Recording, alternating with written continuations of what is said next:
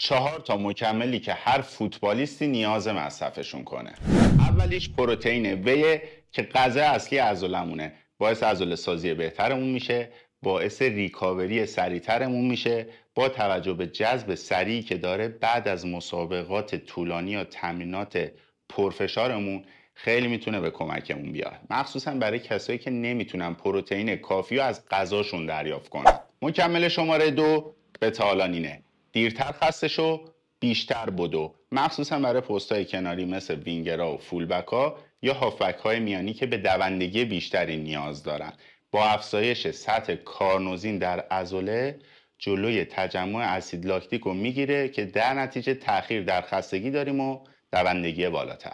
مکمل سوم سیترولین مالاته که توانمون رو بالا میبره و با گشاد کردن عروق باعث اکسیژن رسانی و خون رسانی بهتر در عضلاتمون میشه. یه نکته مهم راجع به سیترولین اینه که خیلی‌ها به جای این مکمل میان هندونه میخورن. هندونه خوبه، سیترولین هم داره، ولی مقدار مورد نیاز برای ورزشکارا خیلی بیشتر از اینه که شما بخوای اونو از هندونه دریافت بکنی.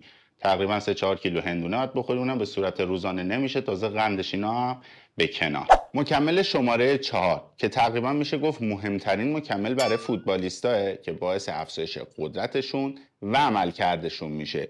خیلی سالم و بیشترین تحقیق راجبش انجام شده. فکر کنم همتون فهمیدید چیه.